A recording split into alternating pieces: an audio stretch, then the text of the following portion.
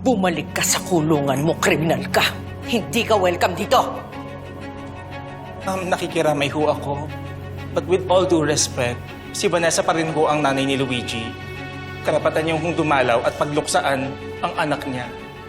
Kung meron dapat pagluksaan, ikaw yon. Ikaw ang dapat namatay, hindi si Carlito at Luigi. Sana nga. Sana ako na lang yung napatay, hindi yung anak ko. Dahil wala na masasakit pa. Sa nanay na nawala ng anak. Oh, come on. Huwag mo akong dadaanin sa pagganyan-ganyan. Kaya sila namatay dahil sa'yo. Kaya sila nakaratay dahil sa'yo. You killed them! Hindi ko ginusto to, Ma. Aksidente yung nangyari. Hindi ho si Vanessa ang sumagasa sa kanila. You shut up! Condolence, bro, ah.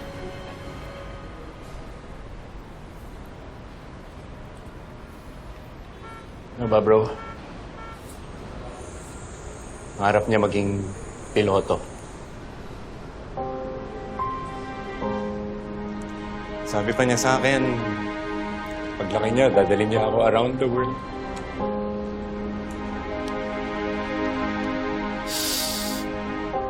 Kaya lang, all those dreams and promises, wala na.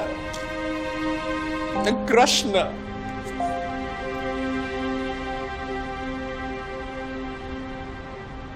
Sinabihan na kita na huwag mo nang kakausapin ang pamilya ko.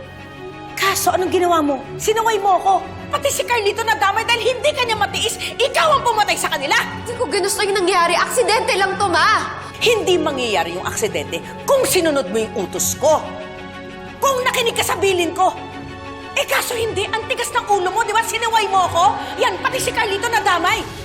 Kasi dapat ikaw lang ang masusunod. Imuayas ka dito. Ano ba? Ayaw mo talaga lumayas? Ah!